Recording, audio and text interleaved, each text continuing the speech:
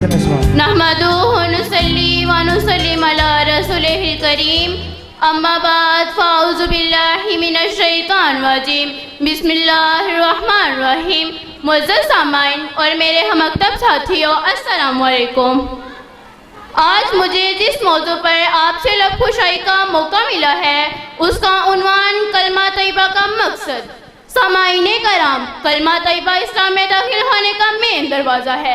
جو شخص کفر سے اسلام میں اور شرک سے توحید میں شامل ہونا چاہتا ہے، اگر وہ سچے دل سے کلمہ پڑھ لے تو وہ مسلمان ہو جائے گا۔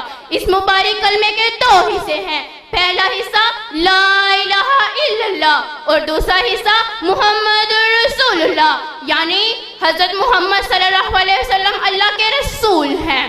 پہلے حصے میں 4 لفظ ہیں، لیکن اس میں پوری دین کی ترجمانی موجود ہے، اور اس لا الہ الا اللہ کے اصلی اور حقیقی معنی ہمیں سمجھ میں آ جائیں تو ہم ہر قسم کے شرک سے محفوظ ہو جائیں گے، ہمارا ایمان مضبوط ہو جائے گا۔ اور اس لا الہ الا اللہ کے معنی ہے نہیں ہے کوئی معبود، صرف ایک اللہ ہے۔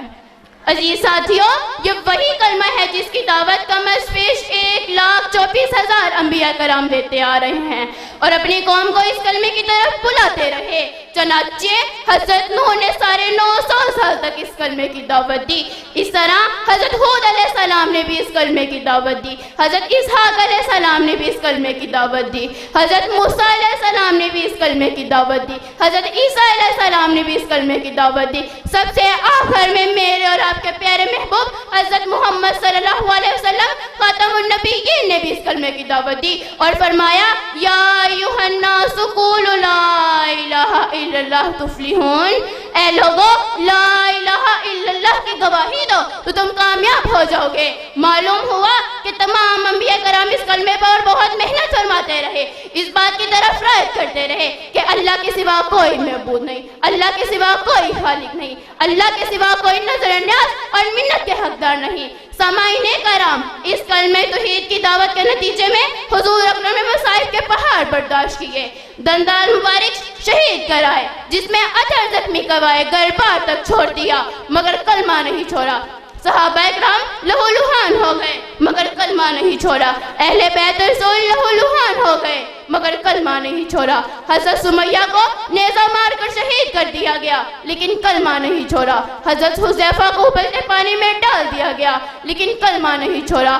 آخر کیوں نہیں چھوڑا؟ سامعین کرام، آخر کیوں نہیں چھوڑا؟ اس لیے کہ کلمہ آپ صلی اللہ علیہ وسلم کا منشور تھا، اس لیے کہ کلمہ آپ صلی اللہ علیہ وسلم کا دستور تھا۔